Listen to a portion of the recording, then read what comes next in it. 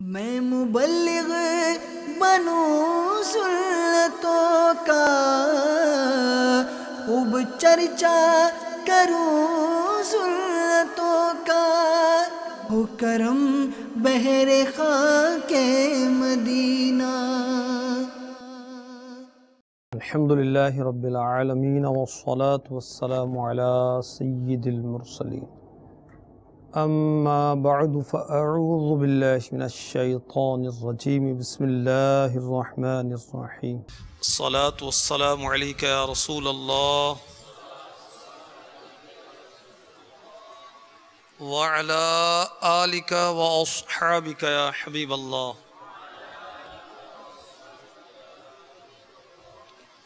الصلاة والسلام علیکہ یا نبی اللہ وعلی آلکہ واصحابکہ یا نور اللہ۔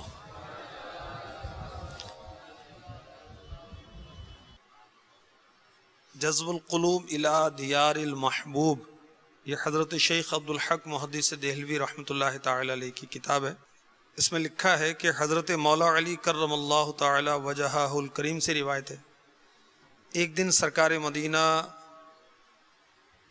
صلی اللہ تعالی علیہ وآلہ وسلم نے فرمایا، جو شخص حجت الاسلام سے مشرف ہو، جو شخص صاحب استطاعت ہے اور فرضیت حج کے شرائط پائے جاتے ہیں، زندگی میں ایک بار جو حج فرض ہے اسے حجت الاسلام کہتے ہیں۔ میرے آقا علیہ الصلوۃ والسلام نے فرمایا کہ جو شخص حجت الاسلام سے مشرف ہو، فرض حج ادا کرے، پھر اس کے بعد ایک غزوے میں شرکت کرے، تو اس کا ثواب 400 حج کے برابر ہوگا۔ وہاں پر کچھ ایسے لوگ بھی موجود تھے جو حج کی استطاعت اور جہاد کی قوت نہ رکھتے تھے۔ یہ بات سن کر ان کے دل ٹوٹ گئے، کیونکہ وہ اس ثواب کو حاصل نہیں کر سکتے تھے۔ اللہ رب العزت جل جلالہ کا دریائے رحمت جوش میں آیا، پیارے مصطفیٰ صلی اللہ تعالی علیہ وآلہ وسلم پر وحی فرمائی، اے محبوب صلی اللہ تعالی علیہ وسلم، جو شخص تم پر درود بھیجے گا اس کو 400 غزوات کا ثواب ملے گا، اور ہر غزوہ 400 حج کے برابر ہوگا۔ ایک بار درود شریف پڑھنے کا ثواب 400 غزوات کے برابر، اور ہر غزوہ 400 حج کے برابر۔ 400 ملٹیپلائی بائی 400، 1,60,000۔ الحمدللہ عز و جل، درود شریف پڑھنے سے 1,60,000 حج کا ثواب ملتا ہے۔ واللہ ذو الفضل العظیم، اللہ عز و جل کا فضل بہت بڑا۔ صلو علی الحبیب صلی اللہ تعالی علی محمد وعلی آلہ وصحبہ وبارک وسلم۔ اچھی نیت کی دین اسلام میں بہت زیادہ اہمیت ہے۔ بخاری شریف جو کہ سند کے اعتبار سے قرآن پاک کے بعد سب سے مستند کتاب، اس میں جو پہلی حدیث ہے نا، اس کا جز ہے انما الاعمال بالنیات، اعمال کا دار و مدار نیتوں پر ہے۔ میرے آقا صلی اللہ تعالی علیہ وآلہ وسلم نے فرمایا، اچھی نیت بندے کو جنت میں پہنچا دیتی ہے۔ ارشاد فرمایا، نیت المؤمن خیر من عملہ، مسلمان کی نیت اس کے عمل سے بہتر ہے۔ تو بیان میں ہم شامل ہیں، میں بیان کر رہا ہوں، آپ سن رہے ہیں۔ اچھی اچھی نیتیں کریں اور ہم اس کی عادت بنائیں۔ یاد رکھیں کہ جو بھی نیکی کے کام ہیں، ثواب کے کام ہیں، فرض ہیں، واجب ہیں، سنتیں ہیں، مستحبات ہیں، ثواب کی نیت کرنی پڑے گی۔ اگر ثواب کی نیت نہ کی تو اس عمل کا ثواب نہیں ملے گا۔ اچھا مباح کام ہے، ایسا کام کہ اس کا کرنا نہ کرنا برابر ہے، اس میں اگر ہم ثواب کی نیت کر لیں تو یہ کام بھی ثواب والا ہو جائے گا، مستحب ہو جائے گا۔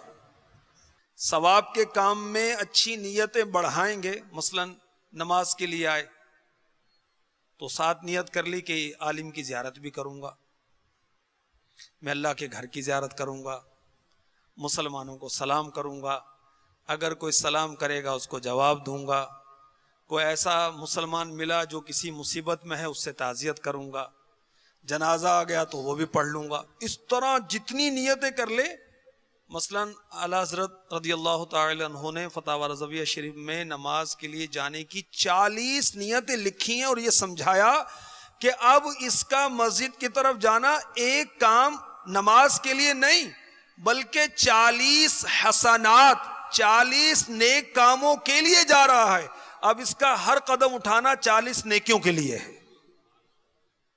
اچھی نیت کی کس قدر اہمیت، عمل وہی، نیتیں 40 کر لیں، اللہ توفیق دے 400 کر لیں، وہ جتنا علم زیادہ ہوگا اور اچھی صحبت ہوگی، نیتیں کرنے والوں کی صحبت ہوگی تو اس کی ترکیب بنے گی۔ بہرحال نیک اور جائز کام میں جس قدر نیتیں بڑھائیں گے ثواب بڑھے گا، گناہ کا کام گناہ کا ہی ہے، اچھی نیت سے بھی وہ ثواب نہیں ہو جائے گا، گناہ ہی رہے گا کہ میں تو جی اس کو ماں بہن کی نیت سے دیکھتا ہوں، جب بھی گناہ ہی ہے، تیرا کہنے سے ماں بہن تھوڑی بن جائے گی تیری کو، اور اس کے اندر بری نیتیں بڑھائیں گے تو اس کی گناہ کی شدت بھی بڑھ جائے گی۔ بہرحال ہم اجتماع میں آئے ہیں، بیان کر رہے ہیں، سن رہے ہیں، اس کی اچھی اچھی نیتیں کریں۔ کس لیے میں بیان کیوں سن رہا ہوں، میں بیان کیوں کر رہا ہوں؟ اس لیے کہ میرا رب عز و جل راضی ہو جائے، اس لیے کہ مجھے ثواب ملے، ٹھیک ہے، ثواب کے لیے، ورنہ کہیں ایسا نہ ہو سارا سفر بیکار ہو جائے، یہ آنا بیٹھنا کہنا سننا مشقت جھیلنا وقت نکالنا برباد ہو جائے۔ ہاں برباد ہوگا اگر اچھی نیت نہیں ہے۔ تو اللہ کی رضا کے لیے اور حصول ثواب کے لیے ہم انشاءاللہ عز و جل اول تاخیر شرکت کریں گے، علم دین کی تعظیم کے لیے دوزانوں بیٹھ جائیں گے۔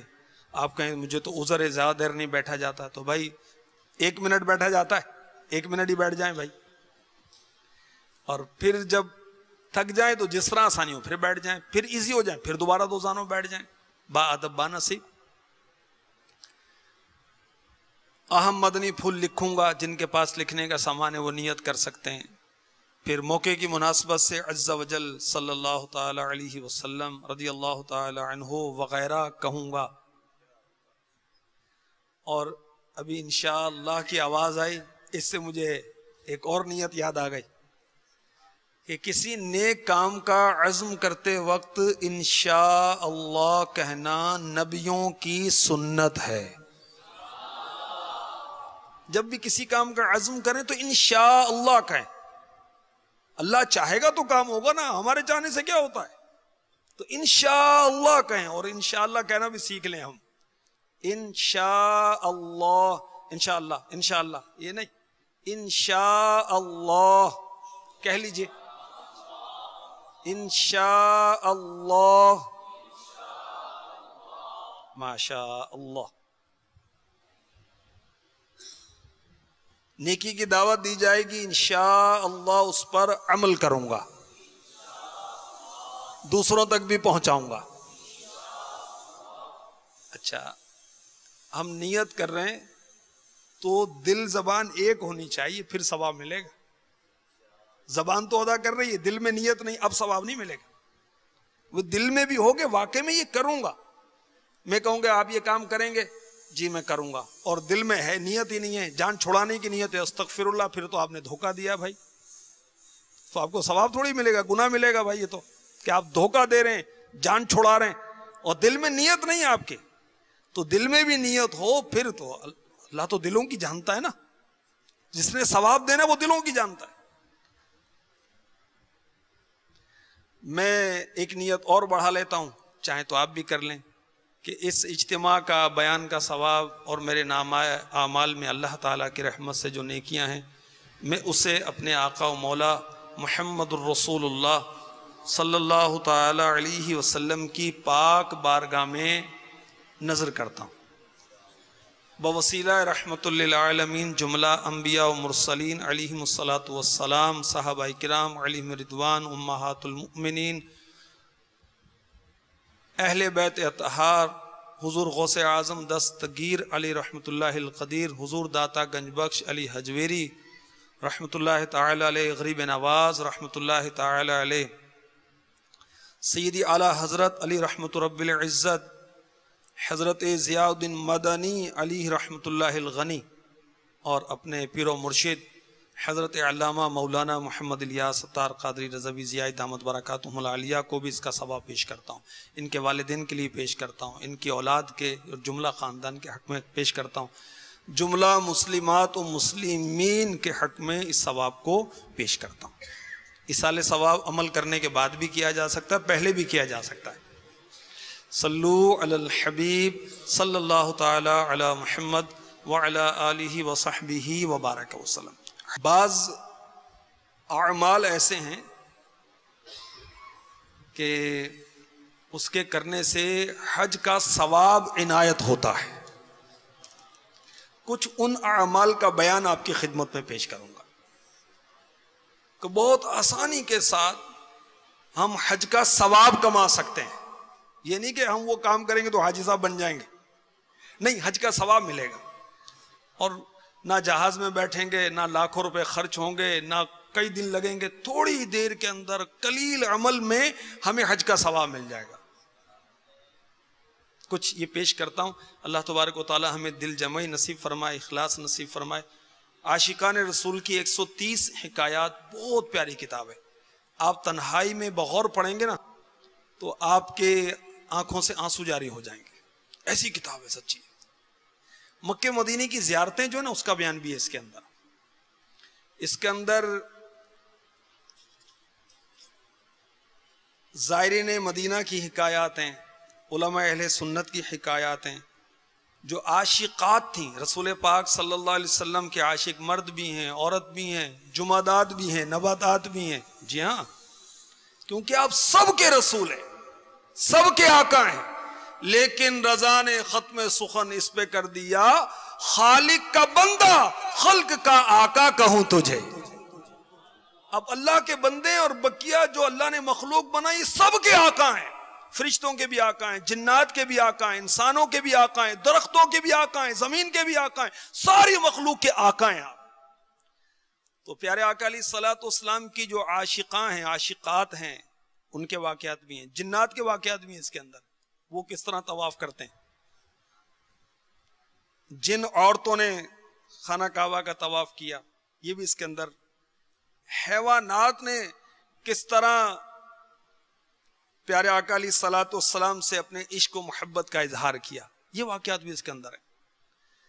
ایک حاجی صاحب کا واقعہ جو بغیر حج کی یہ حاجی صاحب بن گئے، وہ آپ کو میں سناتا ہوں۔ یہ اس کتاب کے صفحہ نمبر 131 پر ہے۔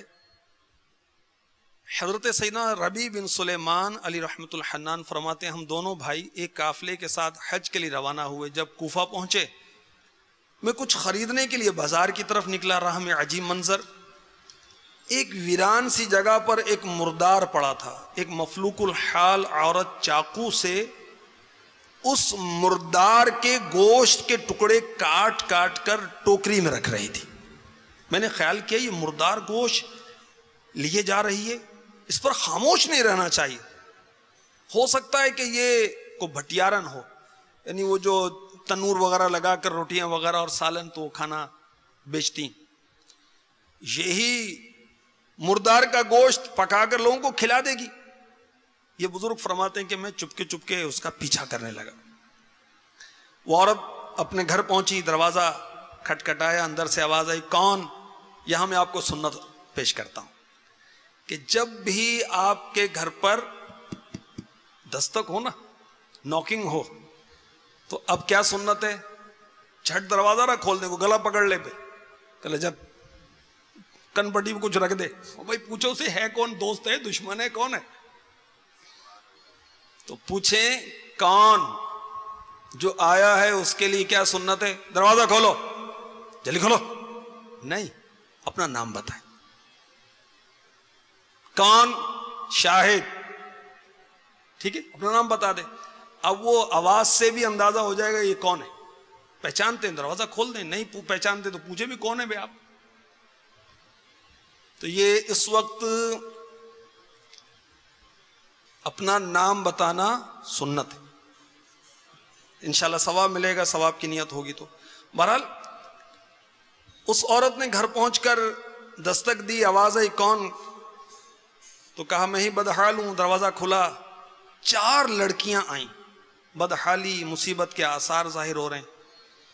اس عورت نے جس نے وہ مردار کا گوشت کاٹ کر چاقو سے اپنی ٹوکری میں رکھا تھا، جا کے ٹوکری لڑکیوں کے سامنے رکھ دی، رونے لگی.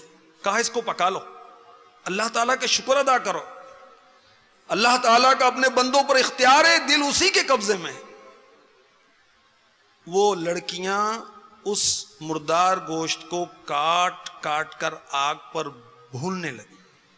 یہ بزرگ کہتے ہیں کہ مجھے بڑا صدمہ ہوا. میں نے آواز دی، اے اللہ کی بندی، خدا کے لیے اس کو نہ کھانا.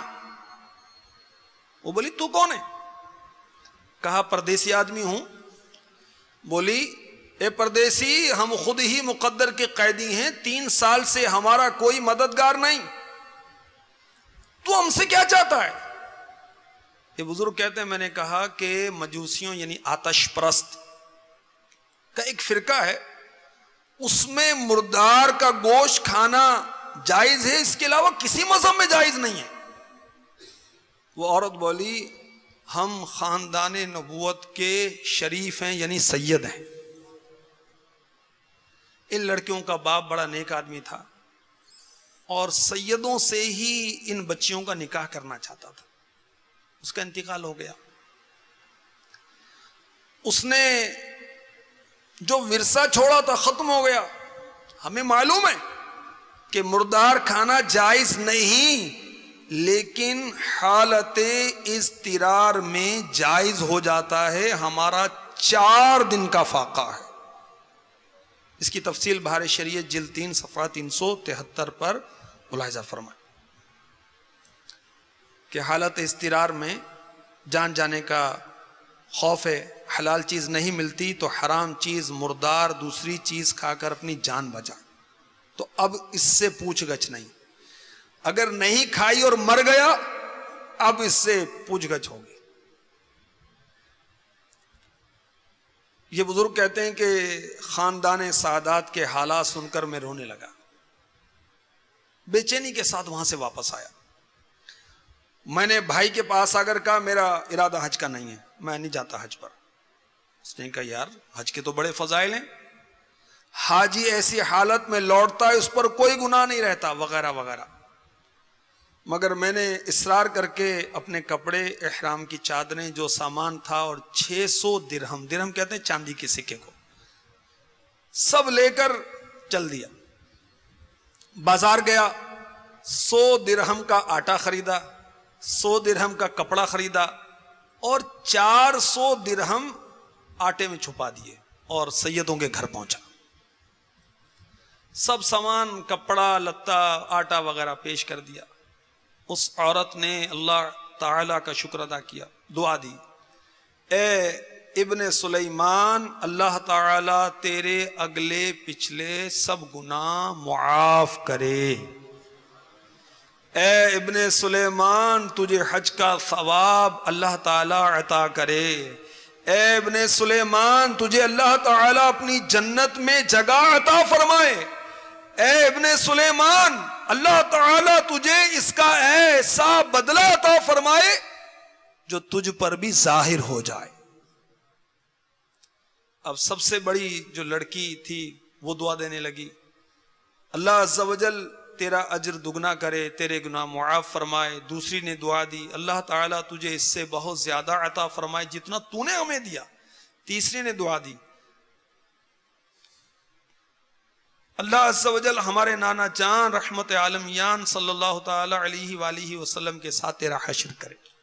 چوتھی نے دعا کی جو سب سے چھوٹی تھی، اے اللہ عز و جل جس نے ہم پر احسان کیا تو اس کا نعم البدل اس کو جلدی عطا کر اور اس کے اگلے پچھلے گناہ معاف فرما دے۔ حاجیوں کا قافلہ روانہ ہو گیا۔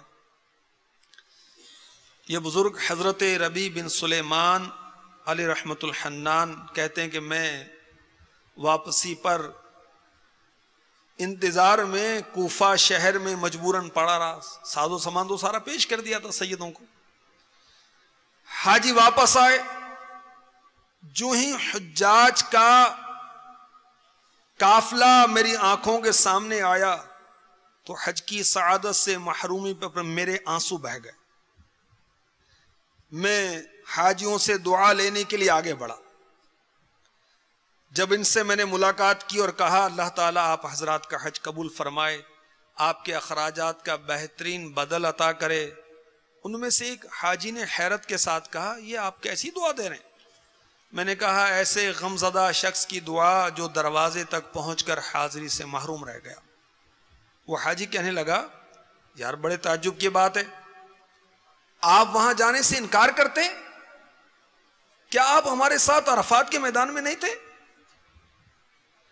کیا آپ نے ہمارے ساتھ شیطان کو کنکریں نہیں ماری تھی؟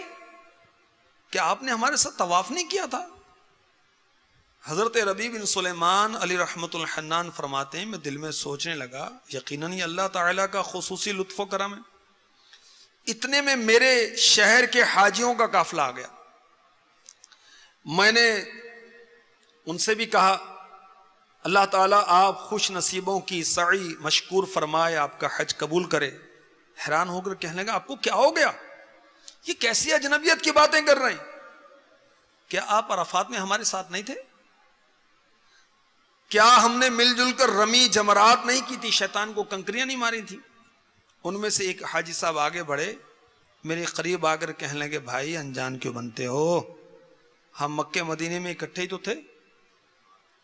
یہ دیکھیے جب ہم روضہ اطہر کی زیارت کر کے باب جبرائیل سے باہر آ رہے تھے بھیڑ بہت تھی، آپ نے مجھے بطور امانت یہ تھیلی دی تھی جس پر مہر لگی ہوئی تھی اور لکھا ہوا تھا من عاملنا ربحا، جو ہم سے معاملہ کرتا ہے نفع پاتا ہے۔ یہ لو بھائی اپنی امانت، یہ تھیلی سنبھالو۔ حضرت ربیع بن سلیمان علیہ رحمت الحنان فرماتے ہیں خدا کی قسم میں نے اس تھیلی کو اس سے پہلے کبھی نہ دیکھا تھا۔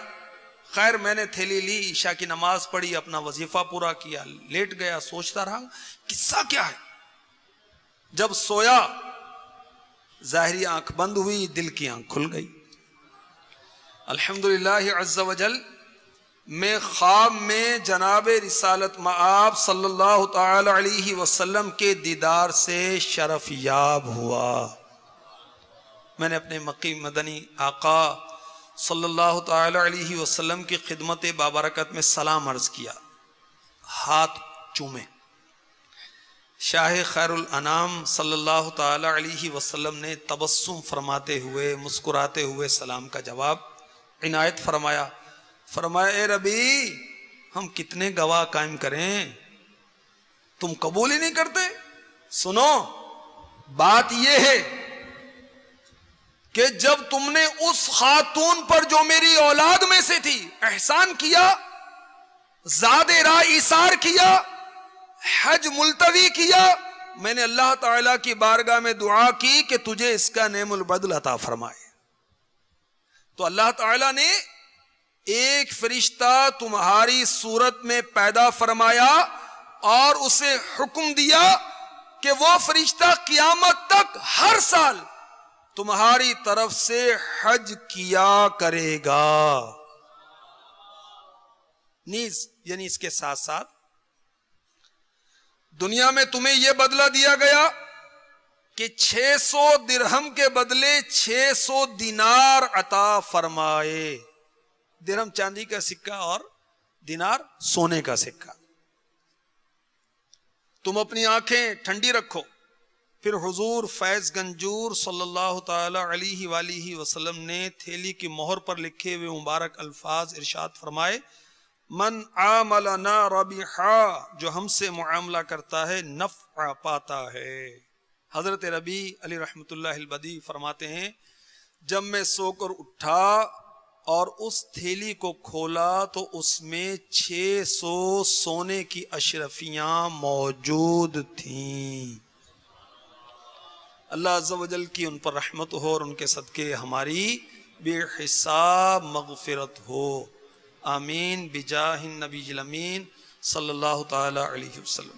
میٹھے میٹھے اسلامی بھائیوں، فیضان مدینہ سردار آباد میں جو تشریف لائے ہیں، اللہ آپ کا میرا حاضر ہونا قبول فرمائے۔ ماشاءاللہ ایک تعداد میں ہمارے تاجر اسلامی بھائی تشریف لائیں،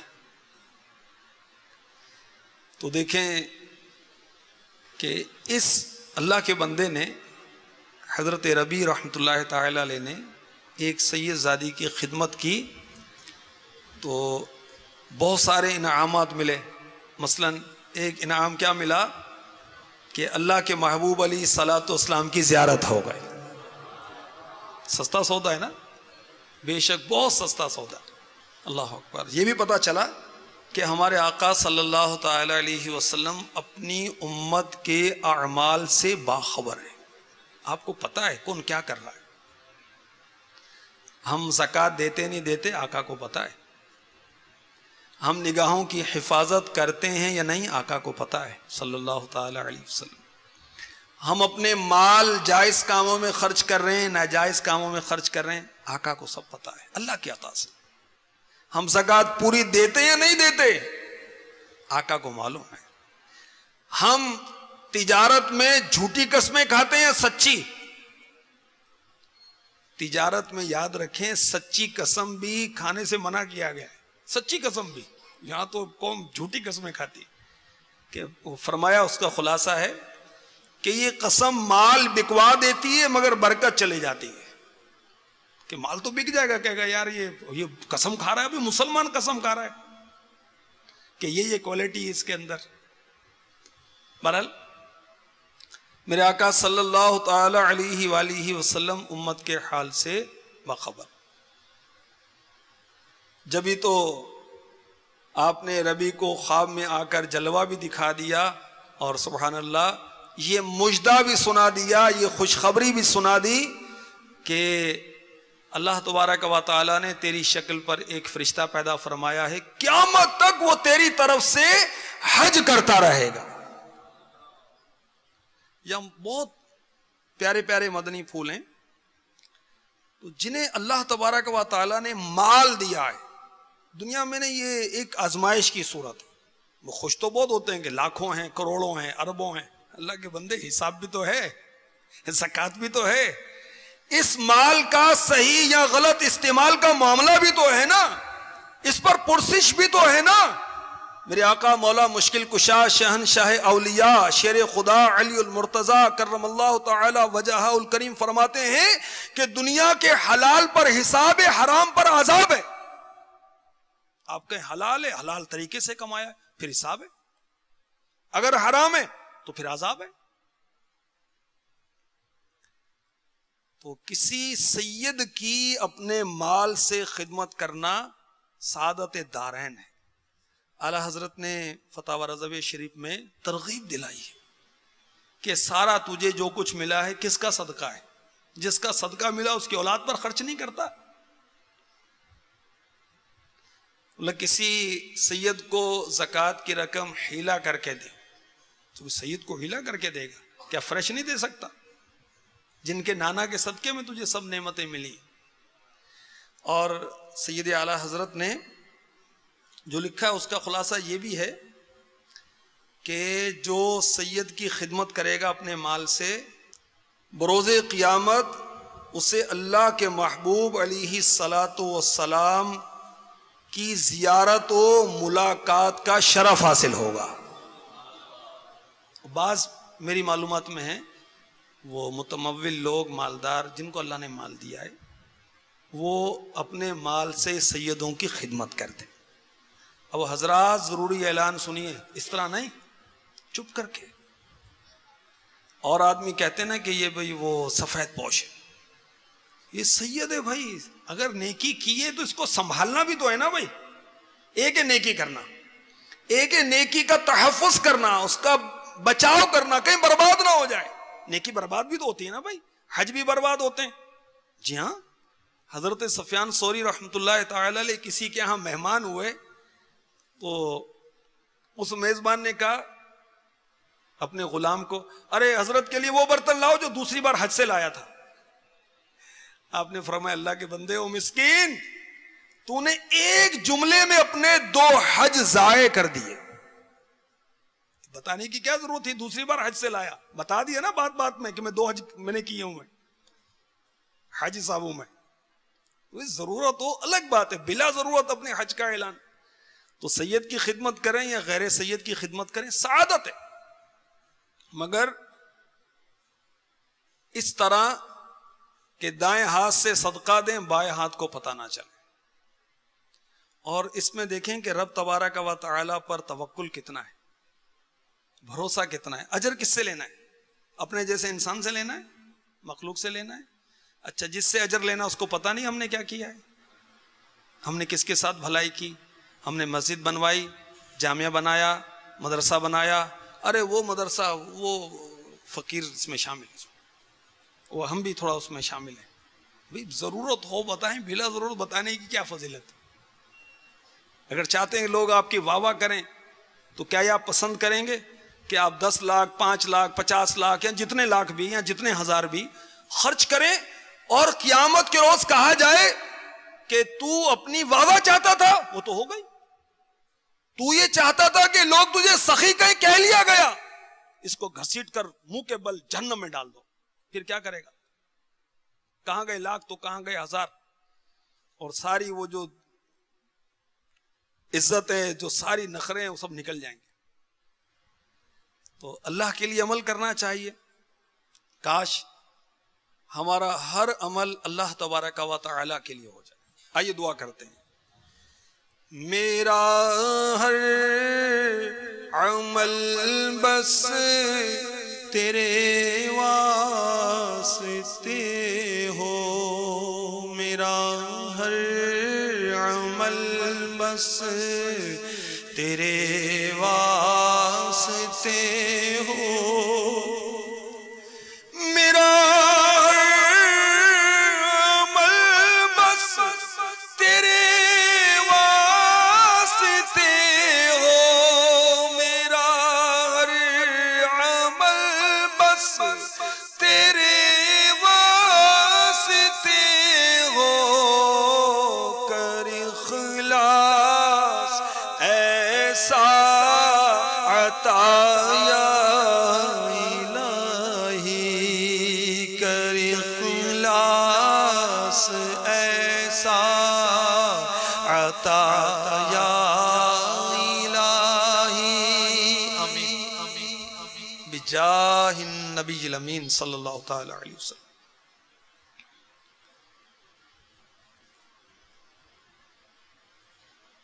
تو اللہ تبارک و تعالیٰ نے جن کو مال دیا ہے اب اس کا صحیح استعمال بھی کرنا آنا چاہیے. زکوٰۃ کے معاملات پتہ ہونے چاہیے، حلال حرام کی تمیز ہونی چاہیے. مفتی احمد یار خان نعیمی رحمۃ اللہ تعالیٰ علیہ لکھتے ہیں کہ کتا جب ہڈی کھاتا پہلے سونتا ہے. تو ہم تو انسان ہیں بھائی، پہلے پتہ تو کریں میرے لیے حلال بھی ہے یا نہیں ہے، یا اس کو بس چلیں جی بیلنس میں اور اضافہ ہو گیا، پراپرٹی میں اور اضافہ ہو گیا، دکان اور بڑی ہو گئی. اللہ کے بندے قبر بھی تو ہے، اس کو کشادہ نہیں کرنا، دکان ہی کشادہ کرنی ہے، گودام ہی کشادہ کرنا ہے، بیلنس کو ہی بڑھانا ہے، اپنی دنیاوی جھوٹی عزت کو ہی بڑھانا ہے. قبر نہیں ہے، آخرت نہیں ہے، رب کی بارگاہ میں پیشی نہیں ہے، حساب کتاب نہیں ہے. یقیناً ہے. تو جنہیں اللہ تبارک و تعالی نے مال دیا وہ اس مال کا صحیح استعمال کریں. مثلاً کتنا اچھا استعمال ہے، مسجد بنائیں اس سے. زکوٰۃ تو دینی ہے، فرض ہے نا، ورنہ قیامت کے روز وہ سانپ مسلط کر دیا گیا کہ جو پیچھے دوڑے گا ایک روایت کے مطابق اور زکوٰۃ نہ دینے والے کا ہاتھ چبا لے گا، دوسرا ہاتھ چبائے گا، اس کو اذیت اور تکلیف میں مبتلا کرے گا. اور ایک روایت میں کہ اس کو گلے کا ہار بنا دیا جائے گا سانپ کو، اور وہ تاریک زکات کے منہ کو نوچے گا اور کہے گا میں ہوں تیرا مال، میں ہوں تیرا خزانہ. زکات تو دینی ہے، اور بھی خیر کے کام کرنے چاہیے، اور بھی خیر کے کام کرنے چاہیے. بھئی دعوت اسلامی کے مدنیتیات کے لیے آپ زکات دیں، کہتے ہیں وہ جو ہم نے تو وہ ذرا ہمارے رشتہ داروں میں ہے اس کی خدمت کرنی ہے، تو بھائی اس کو زکات ہی دینی ہے یار، اور مال فریش مال دے دیں اس کو. آپ کی بہن ہے، آپ کا بھائی ہے، آپ کی پھپھی ہے، خالہ ہے، ماموں ہے، چچا ہے، تایا ہے، قریبی رشتہ دار ہیں، ان کو دینا تو افضل ہے، فضیلت والا، زیادہ فضیلت ہے، عام مسلمان سے زیادہ ان کو دینا فضیلت والا کام. بہرحال مسجد بنانا خیر کا کام، کتنے خیر کا کام، سبحان اللہ. صحیح بخاری شریف حدیث نمبر 450، میرے آقا دو عالم کے داتا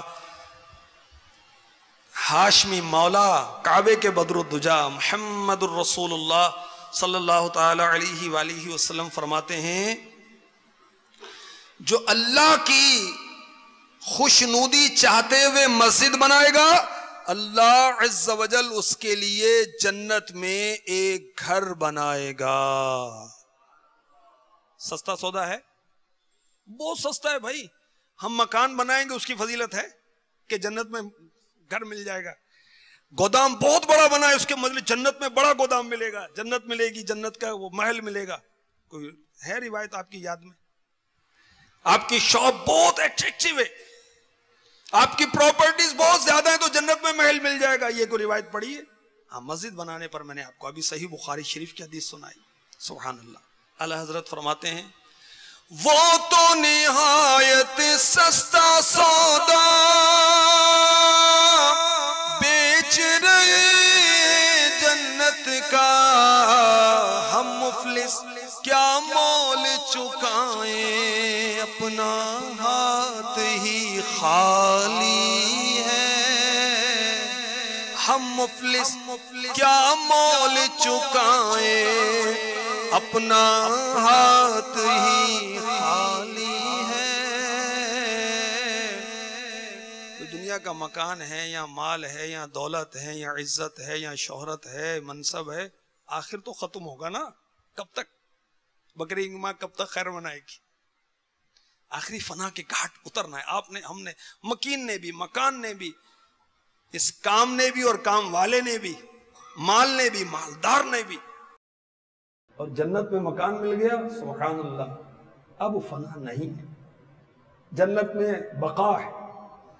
اچھا، جنت کا جو محل ہوگا یہ عارضی طور پر استعمال کے لیے نہیں دیا جائے گا، وہ کرائے پر نہیں دیا جائے گا، ایک مہینے کے لیے، سال کے لیے نہیں، بلکہ جنت کے جو محلہ جن خوش نصیبوں کو ملیں گے ان کو مالک کر دیا جائے گا. آنرشپ ملے گی، آنرشپ. اور فار ایور، جوانی for ever, mall for ever, نعمتیں، لذتیں، راحتیں ہمیشہ کے لیے، اختتام نہیں ہے. اور یہاں تو روز خبریں، حضرات ضروری اعلان سنیں، فلاں کا انتقال ہو گیا، جنازے کا اعلان بعد میں کیا جائے گا. یہ تو پتہ نہیں صبح آپ کا اعلان ہوتا ہو یا میرا ہوتا ہو، کچھ پتہ نہیں. اور وہاں تو پھر زندگی ایسی کہ موت نہیں ہے، جوانی ایسی ہے بڑھاپا نہیں ہے. اور سبحان اللہ، نہ مکھی، نہ مچھر، نہ رات، نہ آندھی، نہ طوفان، نہ گرمی، نہ سردی، نہ چور، نہ ڈاکو، نہ بھتہ خور، نہ بدماش، نہ ڈکیت، نہ وہ لوٹنے والے جو دنیا میں یہاں ہر وقت چکر میں رہتے. وہاں تو راحت ہی راحت ہے. برحال اس اللہ کے نیک بندے نے ایک سید زادی کی خدمت کی، اور سبحان اللہ، اللہ کے محبوب نے زیارت بھی کروائی، بشارت بھی سنائی، اور درہم کے بدلے دینار بھی عطا فرمائے. دنیا بھی بن جاتی ہے نا، دنیا میں بھی بڑھ کر ملتا. دیکھیں، ملا چاندی کے بدلے سونا ملا. برحال مال کے جو بہت اچھے اچھے استعمال ہیں، جیسے علم کی اشاعت کے لیے خرچ کرے. اور چونکہ میں دعوت اسلامی والا ہوں تو جامعۃ المدینہ کی بات کروں گا. اسلامی بہنوں کے لیے جامعہ تقریباً 175 بن چکے ہیں، ابھی بہت کم ہے اور بنانے ہیں. اسلامی بھائیوں کے جو جامعہ ہیں وہ 151 بن چکے ہیں، مگر ابھی بہت کم ہے، ہم نے اور بھی بنانے. لیکن ظاہر ہے ان سب کے پیچھے وہ مال کار فرما ہے. تو بہرحال اپنے مال سے جو اللہ تعالیٰ نے دیا ہے، مسجد بنا دیں، مدرسہ، جامعہ بنا دیا، تو یہ صدقہ جاریہ ہے. مسلم شریف کی حدیث پاک میں اس کا وہ ذکر ہے نا، صدقہ جاریہ، مسجد بنائی، مدرسہ بنایا، علم جس کے مرنے کے بعد لوگوں کو نفع پہنچا، نیک اولاد جو والدین کے لیے دعا کرتی رہی۔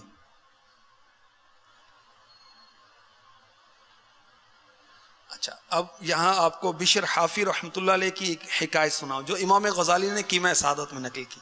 آپ لکھتے ہیں کہ بشر حافی رحمۃ اللہ علیہ کی بارگاہ میں کسی نے عرض کی، میرے پاس مال حلال سے 2000 درہم ہے، نفلی حج کرنا چاہتا ہوں۔ فرمایا کیا نیت ہے؟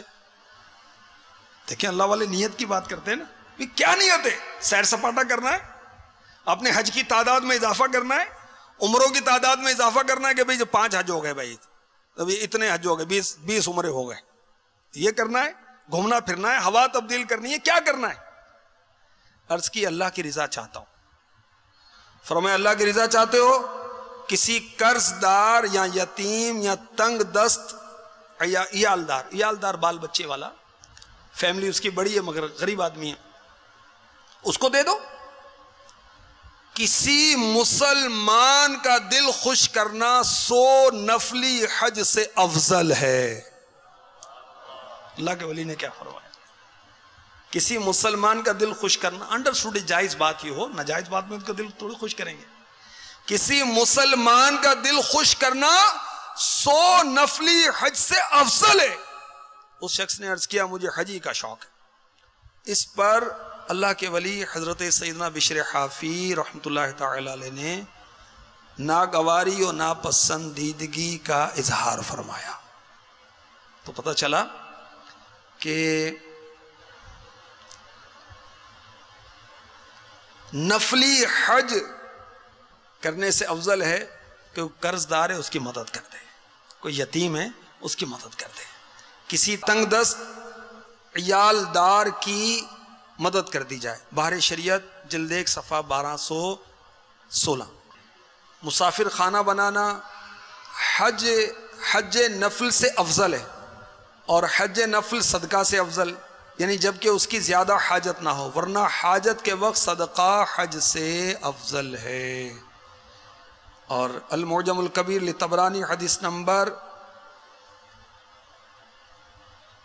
11079، پیارے آقا صلی اللہ تعالی علیہ وسلم نے فرمایا اللہ تعالیٰ کے نزدیک فرائض کے بعد سب سے افضل عمل مسلمان کے دل میں خوشی داخل کرنا ہے۔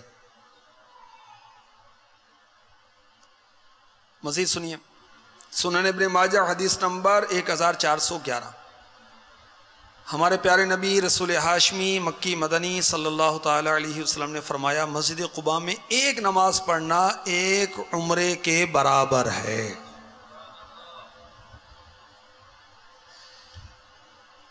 حضرت سیدنا امام مالک رحمۃ اللہ تعالی علیہ یہ عاشق مدینہ تھے، سچے عاشق رسول تھے۔ ان کے بارے میں حکایتیں اور نصیحتیں کتاب میں لکھا ہے کہ انہیں روزانہ پیارے آقا علیہ الصلوۃ والسلام کی خواب میں زیارت ہوا کرتی تھی، ایسے عاشق رسول تھے۔ مدینے میں سواری نہیں کرتے تھے، مدینے میں آپ ننگے پاؤں رہا کرتے تھے، اور بہت بڑے عالم ہیں۔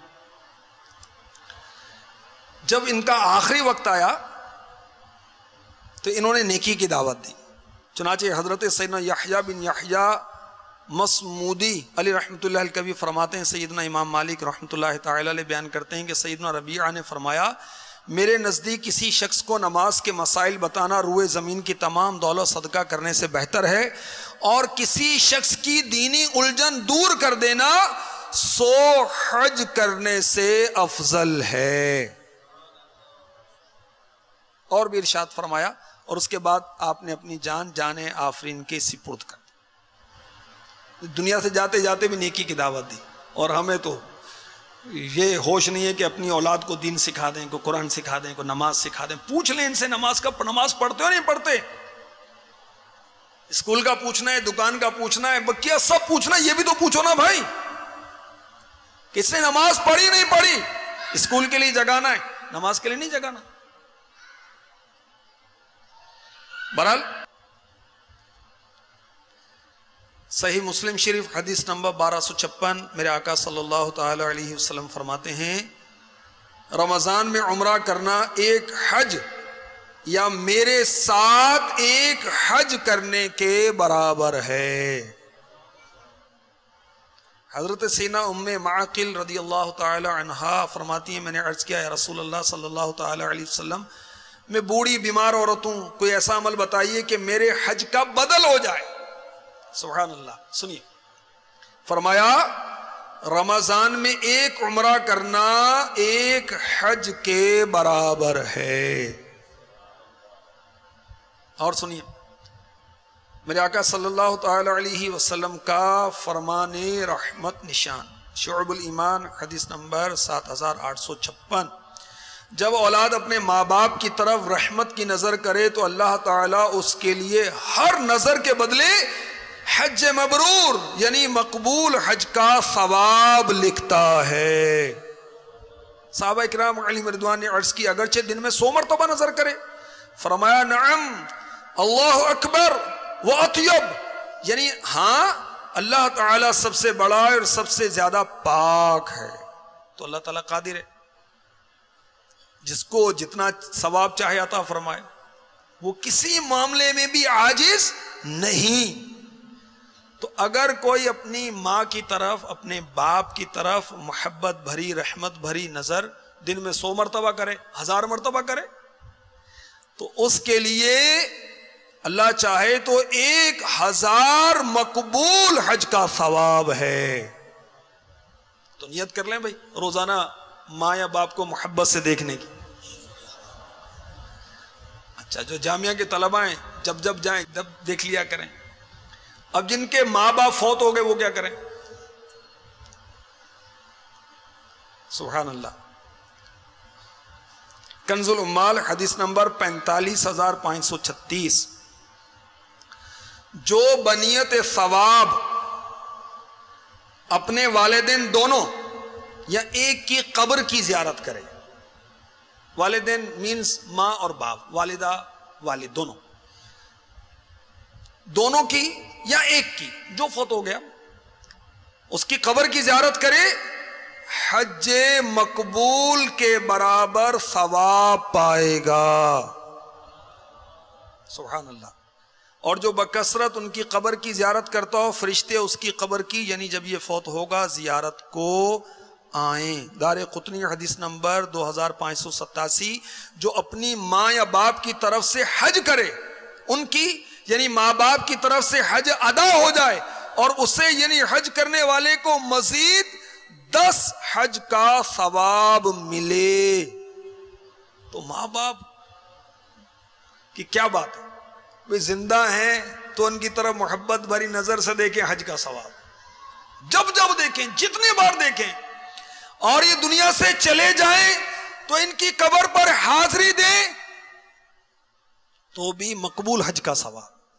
مرنے کے بعد بھی ماں باپ سے بندہ ڈسکنیکٹ نہیں ہوتا، اور ڈسکنیکٹ ہونا بھی نہیں چاہیے، اصالہ ثواب کرنا چاہیے، ان کے لیے صدقہ جاریہ کا سلسلہ کرنا چاہیے، ان کے لیے مسجد جامعہ کوئی مدرسہ اور دینی کتابیں تقسیم کر دے، اور کوئی خیر کے کام کرے، ان کی طرف سے حج کرے، قربانی کرے۔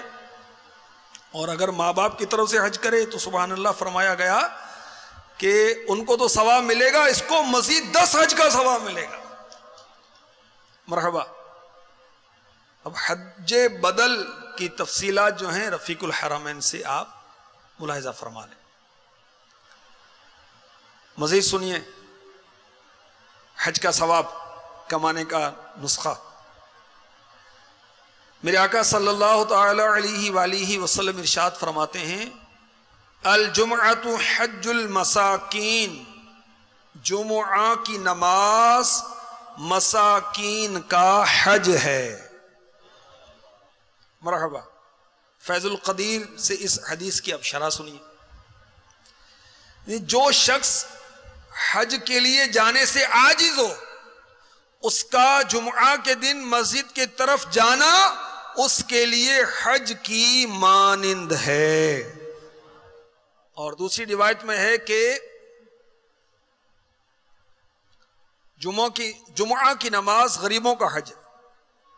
میرے آقا علیہ الصلوۃ والسلام نے ارشاد فرمایا، دیکھیں حج کا ثواب کمانا کتنا آسان ہے۔ جو حج فرض ہے وہ ادا نہیں ہوگا، یاد رکھیے، حاجی صاحب نہیں بن جائیں گے بھئی ہم، نہیں، وہ تو حج فرض ہے، وہ کرنا ہے۔ یہ حج کا ثواب کمانے کا موقع میں آپ کو پیش کر رہا ہوں کہ یہ موقع ہیں، حج کا ثواب مل سکتا ہے یہیں گھر بیٹھے ہی۔ گھر بیٹھے ماں کو محبت سے دے کے کیا خرچہ ہے بھائی، باپ کو محبت سے دے کے کیا خرچہ ہے، اور قبرستان حاضری دینے میں کیا مشقت ہے۔ 10 حج کا ثواب ملے اگر حج کرے تو اور بھی ثواب ہی ثواب ہے۔ اچھا، میرے آقا صلی اللہ تعالی علیہ وسلم فرماتے ہیں، سنن القبرى للبیہقی حدیث نمبر 5950، بلا شبہ تمہارے لیے ہر جمعہ کے دن ایک حج ایک عمرہ موجود ہے، لہذا جمعہ کی نماز کے لیے جلدی نکلنا حج ہے، اور جمعہ کی نماز کے بعد عصر کی نماز کے لیے انتظار کرنا عمرہ ہے۔ جمعے کی نماز میں ٹھہر جائیں مسجد میں، یار آج آ گئے اللہ کے کرم سے مسجد میں، تو مسجد میں دل لگائیں بھئی، مسلمان ہیں ہم، مسلمان تو مسجد میں خوش رہتا ہے۔ اور سبحان اللہ، حدیث پاک کا خلاصہ ہے کہ مسجد سے محبت کرنا اللہ کا پیارا بناتا ہے۔ نے خلاصہ عرض کیا، تو جمعہ پڑھیں تو اور جو اوراد و وظائف ہیں وہ پڑھیں، تلاوت وغیرہ کریں، عصر کی نماز پڑھ کے چلے جائیں، تو حج کا بھی ثواب، ساتھ میں عمرے کا بھی ثواب۔ امام غزالی رحمۃ اللہ تعالی علیہ احیاء العلوم میں لکھتے ہیں، نماز جمعہ کے بعد عصر کی نماز پڑھنے تک مسجد ہی میں رہے، اگر نماز مغرب تک ٹھہرے تو افضل ہے۔ کہا جاتا ہے جس نے جامع مسجد میں جمعہ کی نماز ادا کرنے کے بعد وہاں ٹھہر کر نماز عصر پڑھی، اس کے لیے حج کا ثواب ہے، اور جس نے وہیں رک کر مغرب کی نماز پڑھی اس کے لیے حج اور عمرے کا ثواب ہے۔ اور سبحان اللہ، جو اعتکاف کرے اس کے لیے روزانہ حج کا ثواب ہے، یہ بھی شعب الایمان میں ہے۔ اور حج کے ثواب کا اور عمرے کا ثواب کا آپ کو آسان نسخہ بتاؤں، سنن ترمذی حدیث نمبر 586، فرمان مصطفیٰ صلی اللہ تعالی علیہ وسلم، جو نماز فجر با جماعت ادا کر کے ذکر اللہ کرتا رہا، تلاوت کی، دروشی پڑھی، کلمہ طیبہ پڑھتا رہا وغیرہ کو، دینی کتاب کا مطالعہ کرتے، یہ سب ذکر اللہ کی قسمیں۔ جو نماز فجر با جماعت ادا کر کے ذکر اللہ کرتا رہا یہاں تک کہ آفتاب بلند ہو گیا، اس کا اندازہ تقریباً 20 منٹ بتایا گیا نا، طلوع آفتاب کے 20 منٹ کے بعد پھر 2 رکعتیں پڑھیں تو اس کے لیے پورے حج و عمرے کا ثواب ملے گا۔ روز حج عمرے کا ثواب کمائیں، روز، کوئی خرچہ نہیں، نہ جہاز میں بیٹھنا ہے، نہ بس میں بیٹھنا ہے، نہ ٹرک میں بیٹھنا ہے، کہیں نہیں۔ سبحان اللہ۔ تو جن جن پر حج فرض ہے انہیں تو ادا کرنا ہی کرنا ہے کہ وہ جی اب تو بہت مصروفیت ہے، کاروباری مصروفیت بہت ہے جی، بس کیا کروں میں، نکلا نہیں جاتا۔ تو اللہ کے بندے، ڈر، خوف خدا پیدا کر۔ جامع ترمذی میں ہے، میرے آقا صلی اللہ تعالی علیہ وسلم نے تاریخ حج کے بارے میں فرمایا کہ چاہے یہودی ہو کے مرے یا نصرانی ہو کر، حج فرض ہو گیا، حج نہیں کرتا، تو کیسی وعید ہے کہ برے خاتمے کا خوف ہے۔ تو حج فرض ہو گیا تو وہ بالکل وہ ادا کرنا ہی کرنا ہے، اور اب وہ استطاعت نہیں ہے نفلی حج کرے تو وہ اس کی، میں نے عرض کیا کہ یتیم کی، کسی عیالدار کی، تنگ دست کی مدد کر دے، یہ اس کے لیے مسلمان کے دل میں خوشی داخل کرے گا، 100 نفلی حج سے بہتر ہے، یہ افضل ہے۔ یہ پھر میں نے آپ کو عرض کیا حج کا ثواب کمانے کا کہ کسی کی دینی الجھن دور کرنا 100 حج سے افضل، اور ماں یا باپ کی زیارت مقبول حج کا ثواب، گھر بیٹھے بیٹھے انتقال کر کے تو قبر پر حاضری دیں، مقبول حج کا ثواب۔ اسی طرح جمعہ کی نماز میں حاضری، حج کا ثواب، جمعہ کے لیے جلدی نکلنا، حج کا ثواب، اور نماز اشراق ادا کرنا، فجر باجماعت پڑھے اور پھر اللہ کا ذکر کرتا رہے یہاں تک کہ سورج طلوع ہو، 20 منٹ اس میں گزر جائیں، صرف 2 نفل پڑھے تو اس کے لیے حج اور عمرے کا ثواب ہے۔ اللہ تبارک و تعالی ہمیں حج کی سعادت بار بار نصیب فرمائے، اور یہ جو حج کا ثواب کمانے کے مواقع ہیں اللہ ہمیں یہ بھی نصیب فرما دے. یا خدا حج پہ بلا کے میں کعبہ دیکھوں،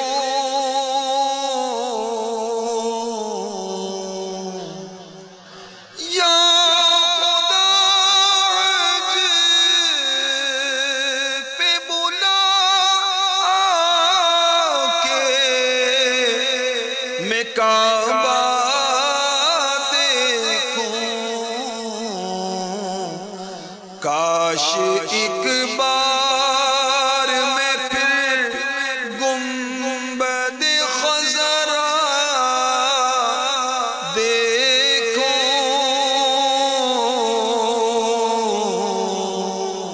کاش ایک بار میں پھر میٹھا مدینہ